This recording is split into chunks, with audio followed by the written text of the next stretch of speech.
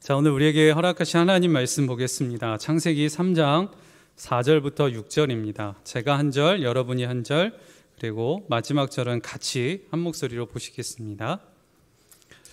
창세기 3장 4절부터 6절입니다. 뱀이 여자에게 이르되 너희가 결코 죽지 아니하리라.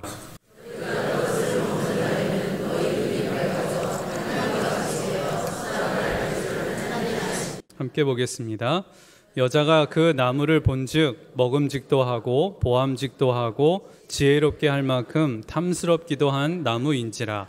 여자가 그 열매를 따먹고 자기와 함께 있는 남편에게도 주매 그도 먹은지라. 아멘. 오늘 사탄의 거짓말, 그래서 거짓말에 속지 맙시다 라고 하는 제목으로 함께 은혜를 나누고자 합니다. 요즘 사회를 두고 이런 말이 있습니다. 거짓의 시대가 열렸다 라고 하는 말이죠. 근데 이 말을 조금 더 엄밀히 들어가서 보면 진리가 더 이상 중요하지 않은 시대가 되었다라고 하는 말입니다. 진리는 결코 중요하지 않다는 거예요. 내가 듣고 싶은 말을 듣고 내가 하고 싶은 말을 하는 시대가 됐다는 겁니다. 우리는 이러할 때에 정말 깨어 있어야 합니다. 왜 그러냐면 우리의 모습을 보면 우리는 믿는 대로 보이고 또 보이는 대로 살아가기 때문에 그렇습니다. 주변에서 보이는 대로 그것을 그대로 따라가서는 우리도 모르게 세상에 휩쓸려 버릴 수 있기 때문에 그렇습니다. 그러니 우리는 마음을 더욱더 지키고 진리 위에 서 있어야 하는 것이죠. 그래서 거짓말에 속으면 안 됩니다. 그러면 어떤 거짓말에 속지 말아야 할까요? 성경에서 나오는 이 사탄의 거짓말, 우리로 하여금 하나님 가운데 머물지 못하게 하려고 하는 이 거짓말에 속지 말아야 합니다. 성경에 보면 이 사탄의 거짓말이 무엇인지 그대로 알려주고 있어요. 우리가 읽었던 말씀이 바로 그 부분입니다. 아담과 하와로 하여금 선악과를 따먹게 만들었고 그 선악과를 먹음으로 인해서 죄에 빠져서 결국에는 하나님과 함께 머물렀던 에덴 동산에서 쫓겨나고 죽음에 이르게 만들었던 그 거짓말입니다. 이 거짓말에 우리도 속지 말아야 하는 거죠.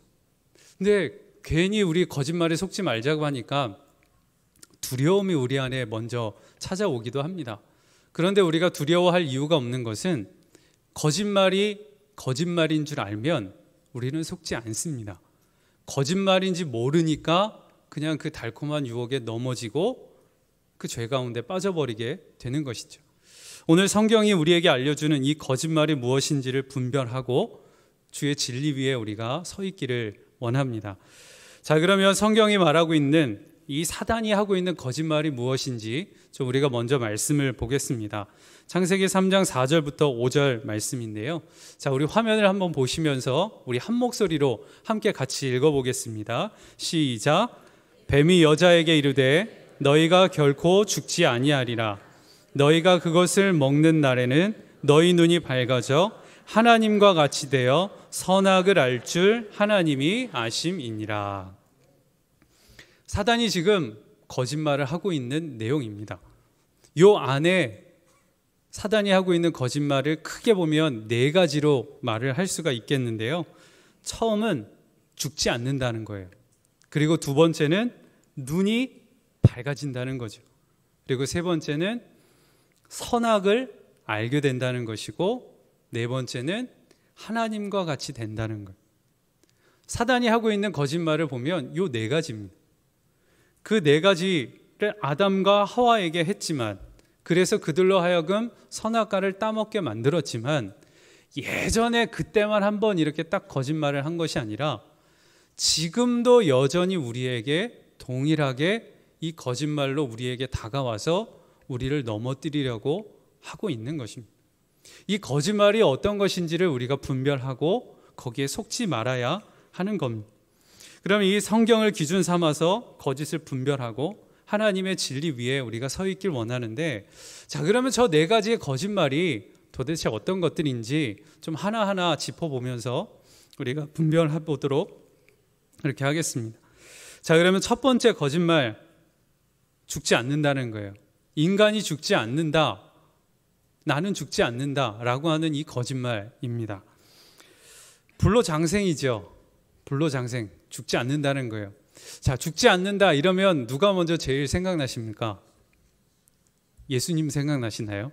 십자가에 달려서 돌아가셨고 부활하셨으니까 예수님, 만약에 예수님을 이야기하려면 제가 여기 있지 않겠죠. 예수님이 아니라 여러분이 생각하고 있는 그 사람 맞습니다. 신선, 죽지 않는 그 이미지를 가지고 있는 신선이에요. 그 아주 옛날 오래전부터 우리 전통사회, 전통문화에 영향을 미치고 있었던 그 아주 너무나도 친숙한 신선, 그 이야기를 하려고 합니다. 이 신선은요, 불사의 경지에 이른 사람을 일컫는 말입니다. 도교에서 말하고 있는 거죠. 이 신선이 되기 위해서는 죽지 않고 늙지 않고 병들지 않기 위해서 강한 몸이 있어야 한다고 믿고 있는 거예요. 그래서 튼튼한 몸을 만들어야 된다고 이 도교에서는 이야기를 하고 있는 겁니다. 어떻게 이 강한 몸을 만들 수 있을까? 그렇게 생각하다가 금이 변하지 않으니까 몸이 금처럼 되면 죽지 않겠구나. 그래서 금단이라고 하는 환약을 만들어서 먹었습니다. 근데 그것을 먹다 보니까 생명이 위험해질 만큼 몸에 좋지 않았던 것이죠. 그래서 금단 이 환약을 먹다가 사람들이 그것을 바꿔서 다른 것을 찾기 시작했는데 그게 뭐냐? 단학입니다. 몸을 수련해서 그 몸을 단단하게 만들면 신선이 될 거라고 믿었던 거예요. 수련을 통해서 이 몸에 단전의 기를 축적하고 그래서 몸을 단단하게 바꿔간다는 겁니다. 여기서 뻗어나온 게 뭐냐면 단전호흡입니다. 여러분 주변에서 흔히 보이고 있는 단월드, 기수련, 뇌명상 뭐 이런 것들이 다 여기 뿌리에서 온 것들입니다. 사람이 죽지 않는다. 그래서 단전의 기를 모으고 사람을 신선과 같이 변화시킨다라고 믿는 거죠. 이런 굳이 종교를 이야기하지 않아도 이 뿌리로 들어가 보면 우리의 시선을 몸에 주목하게 만드는 겁니다. 우리의 몸에 그 관심을 갖고 그 몸을 어떻게 만들어 갈 건가라고 하는 것에 관심을 갖도록 만들어 가는 거예요. 우리 주변을 돌아보면요, 건강이 최고의 관심사죠. 어떻게 해야 이 몸을 건강하게 아름답게 만들 건가? 그 생각들을 참 많이 합니다. 그래서 외모지상주의라는 말이 우리 주변에 아주 만연합니다. 그리고 우리나라를 보면 성형천국이라고 말을 할 정도입니다. 외모에 너무너무 신경을 많이 쓰고 우리 몸의 모든 것들을 다 관심을 가져요. 입의 즐거움을 위해 살고 눈의 짜릿함을 위해서 살아가요. 그래서 우리의 외모를 보면 단순히 그냥 아름답게 가꾸는 정도를 넘어서 내 삶의 모든 것을 송두리째 바뀔 만큼 그렇게 몸에 관심을 갖고 몸에 관심을 두고 살지요. 이 사탄의 거짓말이요, 바로 이겁니다. 첫 번째 거짓말은 우리의 몸에 모든 관심을 갖게 만들고 그 몸을 위해 살아가도록 만든다는 것입니다. 그런데 성경은 우리에게 분명하게 말씀을 하죠. 이렇게 성경은 이야기합니다. 로마서 6장 23절에 보면 죄의 삭슨 사망이요 하나님의 은사는 그리스도 예수 우리 주 안에 있는 영생이니라. 성경이 이렇게 말을 하고 있는 그것을 보면 우리 인간의 죽음의 원인은요, 몸이 늙어가는 그 결과이기도 하겠지만 근본적인 원인을 보면 죄 때문이라는 것입니다. 죄 때문에 하나님을 거역하고 일어난 그 죄의 결과로 인해서 사람이 죽게 됐다라고 하는 겁니다. 그러니 인간이 죽지 않게 되는 그 영생은 하나님과의 온전한 회복으로만 일어날 수 있는 일인 것이죠.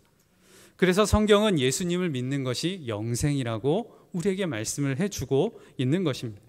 그러니 우리가 우리의 몸을 가꾸고 단련한다고 해서 영생에 이르는 것이 아니라 그 죄의 문제를 해결해야 영생에 이를 수 있게 된다는 것입니다.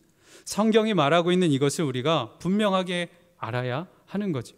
그런데 그것을 모르고 많은 사람들이 이 손금을 보고 자신의 운명을 점치고 또 그것을 바꾸려고 부적을 사거나 푸닥거리 굿을 하거나 그렇게 자기의 몸에 많은 신경을 빼앗기고 관심을 두고 살아가고 있습니다.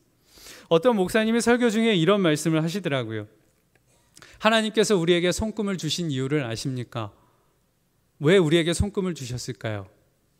그러면서 그 목사님이 하시던 이야기가 물컵을 이렇게 딱 잡으시고는 물 마시려고 할 때 물컵 미끄러지지 말라고 주신 게 손금이시다. 그렇게 이야기를 하셨어요.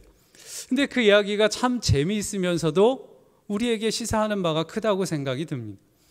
우리의 몸을 가지고 자기의 삶을 좌지우지하려고 하는 것이 아니라 그것을 주님께 내어 맡기라는 것이죠. 우리의 몸은, 우리의 생명은 주님에게 있다는 거예요. 몸을 완전하게 만들어서 불로장생하는 것도 아니고 몸의 쾌락과 고행을 통해 갇혀있는 이 생명을 해탈시키는 것도 아니라는 겁니다.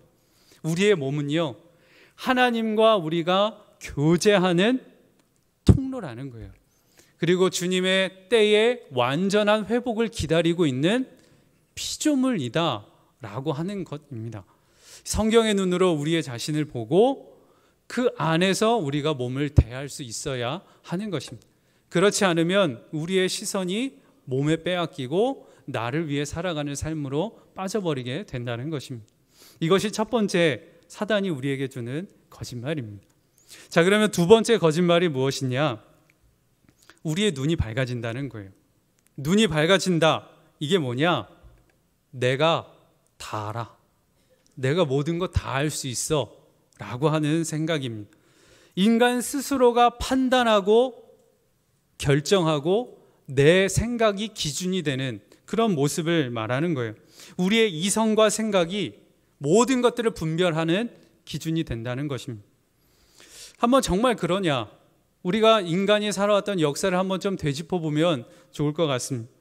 중세시대로 한번 거슬러 올라가 보면 중세시대 때는 교회가 중심이 되는 사회였습니다. 그래서 하나님을 모두가 믿었죠.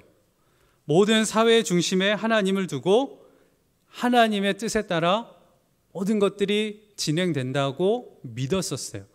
그런데 안타까운 점은 그 하나님이 주신 말씀을 사제들이 독점했습니다. 성도들이 하나님의 말씀을 읽을 수가 없었던 거예요. 그러다 보니 그 안에 교만이 틈타고 하나님의 자리에 사람들이 앉기 시작을 했던 겁니다. 그러니 부패할 수밖에 없고 죄로 만연한 그런 모습일 수밖에 없었던 것이죠. 그런 모습을 옆에서 보다가 죄가 가득하고 불합리가 가득하니 사람들이 변화를 일으켰는데 투쟁의 시대가 오게 된 겁니다. 그래서 그때 우리가 몰라서 이렇다, 우리가 알아야 된다, 그러면서 시대가 바뀌어가면서 일어난 운동이 르네상스 운동입니다. 사람들의 인본주의가 그 안에 밑에 깔려가기 시작을 한 거죠. 그래서 이성과 진화론에 각한 세계관과 철학과 여러 많은 이론들이 일어나게 됩니다. 그 생각의 뿌리는 이제 하나님을 믿었던 그 생각이 이제는 사람에게로 향하는 그런 시대로 바뀌어가게 된 거죠. 이때를 모더니즘, 근대주의라고 이야기를 합니다.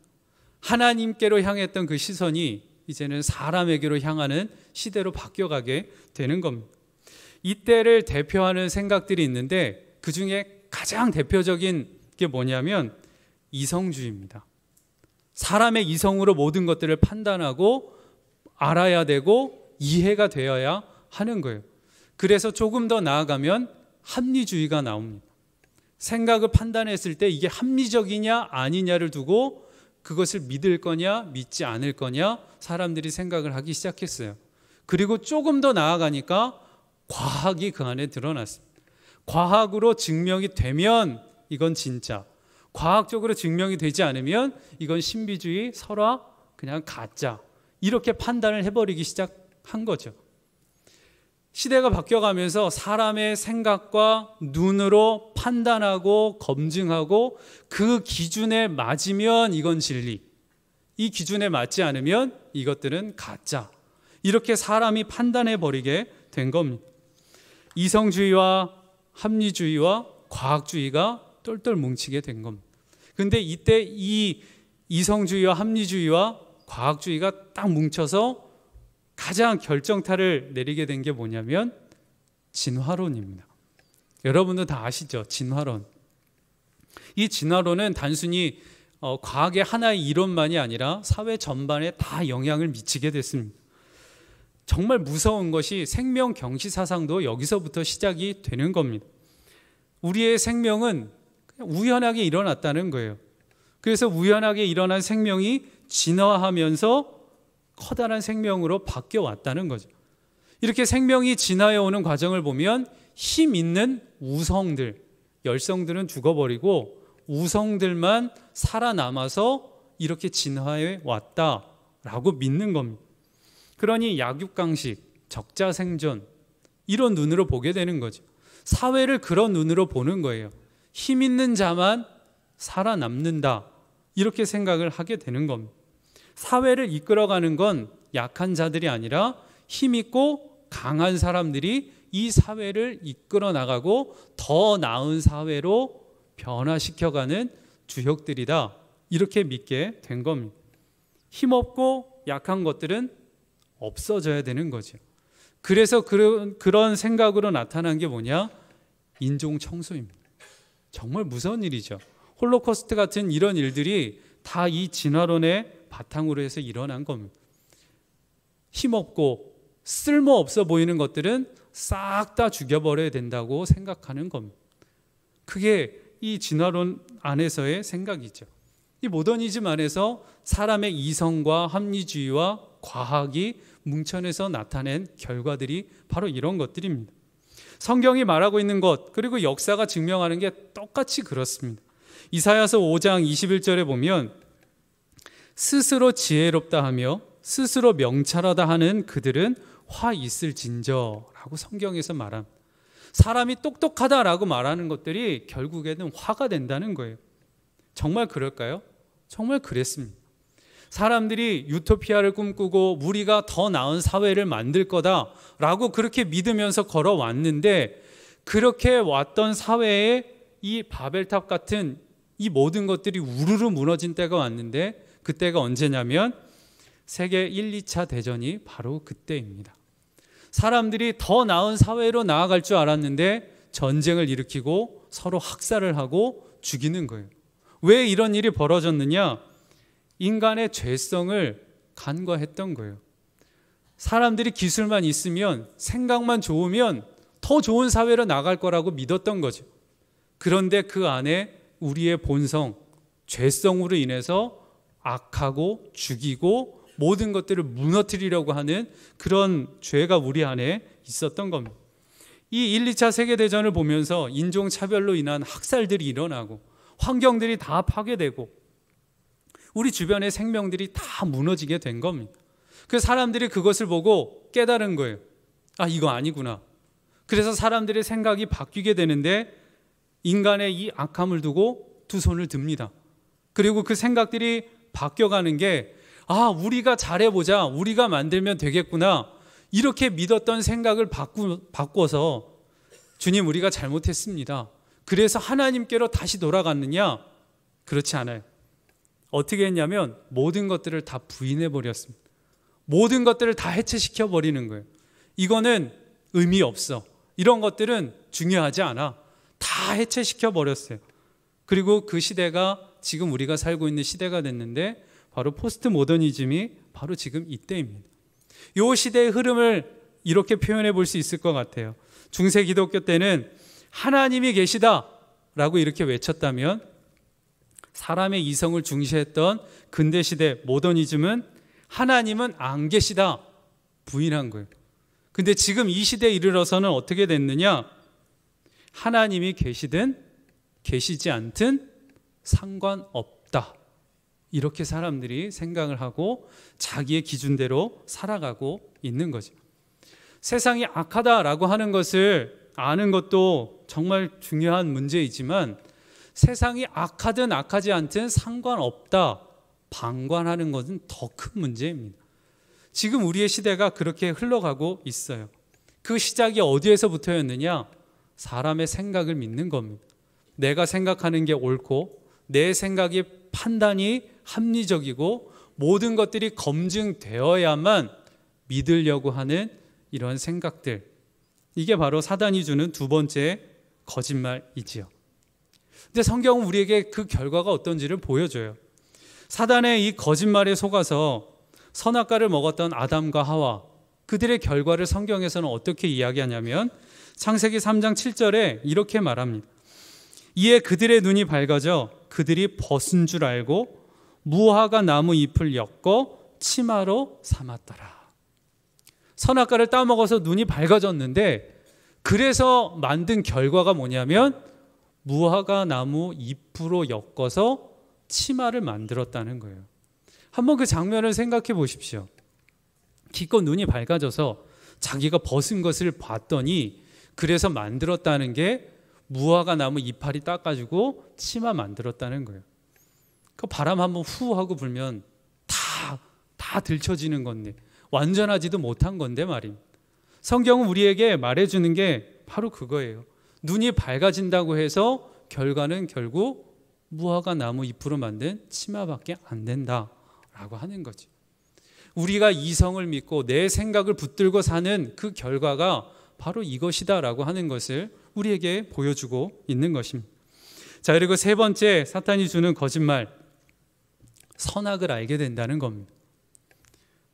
내가 착하게 살면 돼, 내가 잘 살면 되지 라고 하는 생각이에요.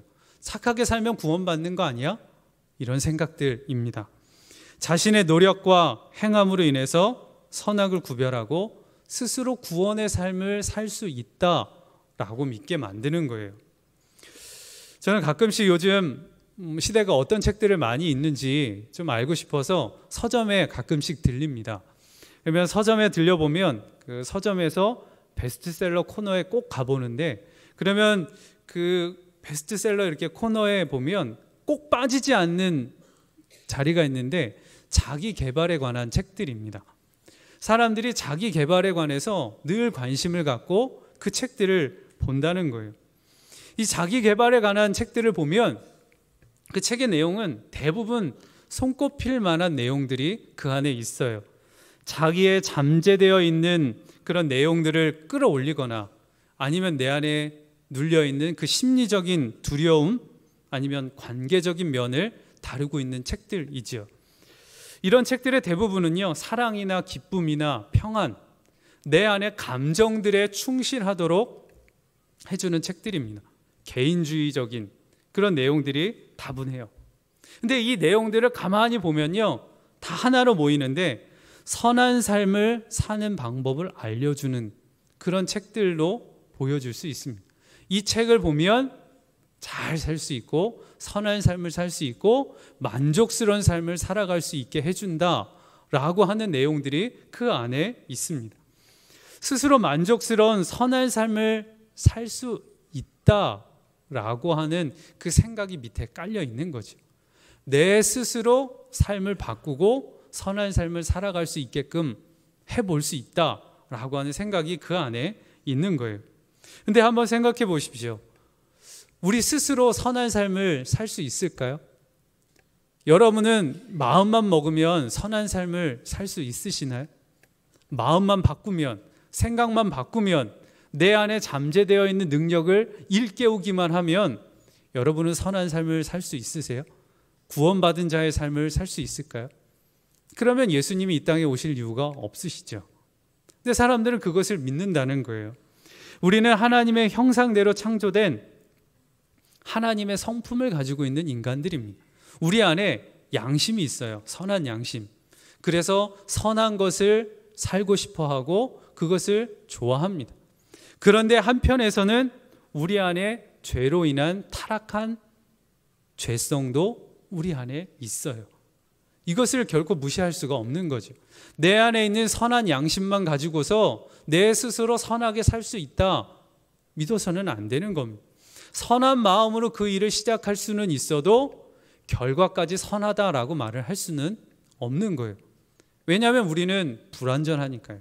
죄성을 가지고 있는 피조물이기 때문에 그렇습니다. 그런데 사단은 그렇지 않다라고 우리를 속이는 거예요. 선하게 살 수 있어. 너 스스로 그것을 붙들고 네 마음대로 하고 네 마음만 잘 가꾸면 만족스러운 삶을 살 수 있어. 그렇게 부추기고 있는 것이죠. 로마서 3장 23절부터 24절 말씀에 보면 모든 사람이 죄를 범하였음에 하나님의 영광에 이르지 못하더니 그리스도 예수 안에 있는 속량으로 말미암아 하나님의 은혜로 값없이 의롭다 하심을 얻은 자 되었느니라. 스스로는 속량할 수 없다는 거예요. 근데 예수님의 속량으로 말미암아 우리는 선해질 수 있다라고 하는 거죠. 그러니 우리가 구원받는 길, 선한 삶을 사는 것은 예수님 외에는 살 수가 없다는 것입니다. 예수님을 통하지 않고서는 우리가 아무리 선한 길을 가려고 해도 그것은 선한 일이 될 수 없다는 거예요. 도덕주의, 율법주의, 내 스스로 무언가를 해서 얻은 것을 그것을 통해 구원을 얻을 수 있다라고 믿는 것, 이것들 거짓이라는 거죠. 우리는 성경에서도 뚜렷이 봤잖아요. 예수님을 누가 십자가에 못 박아 죽였습니까? 율법주의자들이잖아요. 하나님의 말씀을 자기의 행위로 얻으려고 했었던 그 사람들이 결국 예수님을 십자가에 못 박아 죽였습니다. 우리의 행위를 통해서는 선함에 이를 수 없습니다. 그것에 속지 말아야 하는 것입니다. 자, 그리고 네 번째 마지막 거짓말, 하나님과 같이 된다는 거예요. 우리가 하나님과 같이 될 거다라고 거짓말을 하는 겁니다. 바로 내가 하나님이야, 이 생각입니다. 모든 판단의 주권을 자기에게 두는 거예요. 내가 좋은 것이 선인 거고 우리 모두가 옳다라고 하는 게 진리로 믿는 그 생각, 그 주장들, 이것들이죠. 아주 지독한 교만입니다. 그 교만에서부터 개인주의가 뻗어나오고 이기주의가 뻗어나옵니다. 내가 다스리고 내가 원하는 것이 되어야만 하는 그것을 붙들고 좌지우지하려고 하는 거예요. 그런데 그 뜻대로 되지 않으면 보여지는 모습이 뭐냐? 폭력입니다. 내가 하고 싶은데 안 되는 거예요. 그러니까 힘으로 그걸 누르고 싶은 거죠. 그래서 폭력으로 다른 모습이 나타나게 되는 겁니다. 한번 우리 주변의 사회를 돌아보십시오. 우리 문화도 한번 보십시오. 어떠세요? 정말 무시무시한 폭력들이 너무나도 많습니다. 영화 한 편을 봐도 그렇고 스포츠도 그렇고 만화도 그렇고 장난감도 그렇고 드라마도 그렇고 폭력이 없는 곳이 없어요. 왜 이렇게 폭력이 많을까요? 바로 이 생각들 때문에 그렇습니다. 개인주의, 이기주의, 내가 왕이고 내가 하나님이고 내 뜻대로 되어야 돼, 내가 하고 싶은 대로 할 거야, 이런 생각들이 계속 부닥치니 폭력적이 되는 거고, 그런 폭력이 우리 안에 가득하니 자극이 되려면 그 폭력에 이르는 선을 맞춰줘야 사람들이 시선을 돌리게 되는 거죠. 그래서 폭력적인 것이 우리 주변에 만연한 겁니다. 그 이야기는 무슨 얘기냐? 이 사회가 교만으로 가득하고 자기가 하나님이 되려고 하는 그런 생각이 우리 안에 가득하다라고 하는 것을 보여주는 겁니다. 교만이죠. 교만. 근데 이 교만의 뿌리가 누굴까요? 사탄입니다. 사단이 바로 하나님께 버림받은 이유도 이 교만 때문이었어요. 하나님과 같이 되려고 하다가 버림받게 된 겁니다. 그 교만의 뿌리인 이 사탄이 우리를 속이려고 이 사회도 교만으로 만연한 사회로 뒤바꿔 버리려고 하는 겁니다. 그래서 우리 사회를 보면요, 더 높은 자리, 힘 있는 자리, 다스리는 자리, 거기에 혈안이 돼서 사람들은 그 자리를 향해 계속해서 달려갑니다. 힘 있는 자리를 열망하는 사회로 점점 더 가열화시키고 있는 거예요. 사단이 뒤에서 부채질하고 있는 겁니다. 힘 있어야 돼, 높은 자리에 올라가야 돼, 권력이 있어야지, 네가 다스려야지, 이렇게 부채질을 하는 거예요. 사람들이 점점 높은 데를 찾아 올라가는 거죠. 할 수만 있으면 어떻게 해서든 힘을 가져야 돼요. 수단과 방법 필요 없어요. 자리만 올라가면 되는 거예요. 힘만 얻으면 되는 거예요. 그리고 자기의 유익을 위해서는 어떤 방법이든 다 하는 거죠. 내가 대장이야, 내가 위에 서야 돼요. 꼭대기에 서야 되는 거죠. 그래서 경쟁하고 다투는 거, 그건 부끄러운 일 아닌 거죠. 당연한 사회가 돼버렸습니다. 그리고 그렇게 되도록 오히려 뒤에서 부채질하고 있습니다. 지금 이 사회가 그렇습니다. 그런데 그 뿌리로 들어가 보면 교만이고 내가 대장이 되고 내가 하나님이 되고 싶어하는 생각이 그 안에 깔려 있다라고 하는 겁니다. 그리고 우리의 문화를 되돌아보면 빼놓을 수 없는 게 있어요. 바로 뉴에이지 문화가 그렇습니다. 이 뉴에이지 문화는요, 그냥 문화 운동인 것처럼 그렇게 보여지지만 그 밑에 깔려 있는 것은요, 굉장히 종교적입니다. 하나님과 나와 이 만물 우주가 하나다라고 하는 생각이 그 안에 깔려 있어요.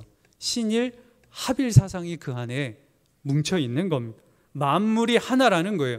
그래서 나의 눈이 뜨이기만 하면 내가 하나님이 되고 만물과 내가 소통이 되고 모든 것들이 다 연결이 되어 있다라고 믿는 거예요. 그래서 그것을 깨닫게 해주는 통로가 어디냐면 요가, 명상, 뇌호흡, 이런 신비주의들에게 자꾸 신경을 쓰이게 만들고 그 문화 안으로 들어가게 만드는 거예요. 우리 주변에 보면요, 요가는 이제 일상이 됐죠. 그리고 또 호기심처럼 다가오는 것들, 타로점이나 체면술, 마인드 컨트롤 같은 이런 것들 다 자기의 삶을 자기가 통제하고 싶어서 보는 것들이잖아요. 내 미래는 어떨까? 지금 나는 무슨 일이 닥쳐올까? 내가 어떻게 해야 되냐? 내가 내 눈으로 모든 것들을 보려고 하고 있는 겁니다. 그리고 하나님의 영역이라고 우리가 생각했었던 성에 대해서도, 우리의 성별에 대해서도 이제는 사람이 분별하려고 그럽니다. 여러분도 뉴스나 미디어를 통해서 다 보셨을 거예요. 이제는요, 남성과 여성만 있지 않아요. 제3의 성도 있습니다. 그래서 자기의 성을 선택할 때 남성, 여성, 제3의 성 이렇게 체크도 할 수 있게 되어 있어요. 사람의 성도 이제는 내가 판단하는 시대가 되었습니다. 그리고 동성애도요, 이제는 우리가 옳다라고 하면 옳은 시대가 되어가고 있어요. 그래서 그것을 법으로 인정해 두려고 하지요. 동성애 합법화가 바로 그런 것들입니다. 그리고 낙태에 찬성하는 것도 역시 똑같이 그렇습니다. 생명에 관한 것, 성에 관한 것, 하나님이 우리에게 정해주신 것들을 이제는 사람이 분별하고 사람이 결정하고 그것을 우리가 진리라고 믿으면서 하나님이 결정하시는 그 판단의 기준에 이제는 하나님이 아니라 내가 그 자리에 서서 내가 하나님이 되려고 하는 그런 시대가 된 것입니다. 교만이죠. 사단의 네 번째 거짓말은 바로 이 교만입니다. 우리로 하여금 교만에 빠지게 만들어서 하나님의 자리에 내가 앉게끔 그렇게 만들어가고 있는 겁니다. 이 네 가지의 거짓말 우리가 한번 살펴봤는데 어떠세요? 여러분의 삶이나 여러분의 생활 속에 돌아보면 이 네 가지의 거짓말이 여러분에게는 어떻게 스며들어오고 있나요? 난 네 가지가 다 아닌 것 같은데, 한 가지인 것 같은데, 여러 생각이 있으실 것 같아요. 그런데 우리가 볼 때는 이 네 가지의 거짓말이 네 개 각각인 것 같지만 한번 그 근원으로 들어가 보면 이 네 가지의 거짓말을 꿰뚫는 공통점이 있습니다. 한번 보십시오. 나는 죽지 않는다. 내가 다 알아. 내가 착하게 살면 돼. 내가 하나님이야. 자, 요 네 가지 안에 흐르고 있는 게 뭘까요? 나죠. 나. 사단의 거짓말은요, 각각 다양한 것처럼 보여지지만 사실은 하나예요. 나를 붙들며 살게 만드는 겁니다. 나. 네가 왕이야. 네가 하나님이야. 네 생각이 중요해. 네가 제일 중요해. 너가 소중해. 네가 원하는 대로 해. 네가 하고 싶은 대로 해. 누가 뭐라 그러겠어? 너야, 너. 네가 원하는 대로 해. 사단은 그렇게 자아를 붙들며 살아가게끔 뒤에서 충동질하고 그것을 부추기고 그게 옳은 것처럼 우리의 눈을 속이고 있는 것입니다. 사단의 거짓말은요, 많은 곳에서 흩어져 있는 것 같지만 엄밀히 들어가 보면 딱 한 가지입니다. 하나님을 향해 보고 있었던 그 시선을 하나님이 아니라 나에게로 향하게 만드는 겁니다. 그리고 그 눈을 가려놓는 거죠. 그것을 위해서 사단은 온갖 방법을 다 쓰고 우리의 눈을 가리려고 하는 것입니다. 그런데 성경은 우리에게 경각심을 갖고 경고합니다. 뭐라고 이야기하시냐? 하나님이 왕이시다. 하나님의 말씀에 순종해야 된다. 그 안에 머무는 것이 그것이 참된 진리이고 그게 자유다. 나를 붙들 것이 아니라 주님을 붙들고 살아야 한다. 성경은 계속 그렇게 우리에게 말씀을 하고 있습니다. 마태복음 16장 24절에 보면 예수께서 제자들에게 이르시되 누구든지 나를 따라오려거든 자기를 부인하고 자기 십자가를 지고 나를 따를 것이니라. 요한복음 15장 5절에 보면 나는 포도나무요 너희는 가지라. 그가 내 안에 내가 그 안에 거하면 사람이 열매를 많이 맺나니 나를 떠나서는 너희가 아무것도 할 수 없습니다. 로마서 6장 11절에 보면 이와 같이 너희도 너희 자신을 죄에 대하여는 죽은 자요 그리스도 예수 안에서 하나님께 대하여는 살아있는 자로 여길지어다. 세 개의 구절만 봤지만 성경은 한결같이 우리에게 이야기합니다. 하나님이 왕이시다. 창세기 1장 1절에 말씀하시죠. 태초에 천지를 창조하신 하나님이 만드셨다는 거예요. 모든 주권은 하나님에게 있다는 거예요. 우리는 그의 피조물이라는 거죠. 내가 왕 아니라는 거예요. 하나님이 왕이시라는 거예요. 하나님이 왕이시니 그의 말씀에 따라 순종하고 그의 인도하심 속에 있고 그의 보호하심 안에 있어야 그게 안전한 것이고 우리가 사는 길이다. 성경이 그것을 이야기하고 있는 겁니다.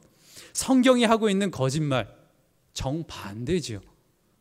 이 두 개의 갈림길에서 선택해야 되는 건 우리가 할 일입니다. 주님께서 그 길을 열어주신 거예요. 사단의 거짓말에 속아 세상에 휩쓸려 갈 것인지 아니면 성경의 말씀을 진리로 붙들고 그 말씀에 따라 걸어갈 것인지 그 갈림길 위에 여러분이 서 있는 것입니다. 그리고 오늘 이 말씀을 통해서 우리에게 주님은 이렇게 말씀하십니다. 거짓말에 속지 마라. 거짓말에 속지 말고 진리 위에 서 있어라. 주님이 우리에게 그렇게 말씀하시는 줄 믿습니다. 전 요즘에 와서야 깨달은 진리가 하나 있습니다. 뭐냐면 입이 즐겁다고 해서 몸이 다 좋은 것은 아니라는 것입니다. 예전에는 입이 즐거우면 몸도 좋은 줄 알았어요. 그래서 입에 좋은 거 막 먹었습니다. 근데 시간이 지나고 보니까 몸에 결코 좋은 게 아니더라고요. 아, 입이 좋다고 해서 몸도 좋은 건 아니구나. 저는 40년이 돼서야 이제서야 조금 느끼고 있습니다. 근데 오늘 말씀을 준비하다가 똑같다라고 하는 마음을 주셨어요. 내가 하고 싶고 내가 갖고 싶고 내가 누리고 싶다고 해서 그렇다고 해서 내 마음이 편하고 내 영혼이 즐거운 것이냐? 그렇지 않다는 거예요. 오히려 마음을 답답하게 만들고 죄 가운데 빠지게 만들고 사단의 먹잇감이 되기 딱 좋게 만드는 게 바로 이것이구나. 그것을 우리에게 말씀해 주고 있는 것입니다. 그러니 우리는요 오늘 말씀을 붙들고 깨달아야 합니다. 나를 붙들고 사는 거 거짓을 붙들고 사는 것입니다. 이제는 나를 위해 살 것이 아니라 주님이 주신 이 진리의 말씀을 붙들고 나는 죽고 예수로 사는 이 진리의 말씀 복음 위에 우리가 서야 할 줄 믿습니다. 그래서 이제 나로 살아왔었던 그 삶 이제 내려놓고 성경의 말씀을 진리로 붙들고 오직 주님께 묻고 주님이 주시는 마음을 품고 순종하며 나아가는 것입니다. 바로 그것이 우리를 살리고 주의 은혜 가운데로 나가게 해주시는 줄 믿습니다. 우리 함께 찬양하고 또 이 말씀 붙들고 같이 기도하면 좋겠습니다.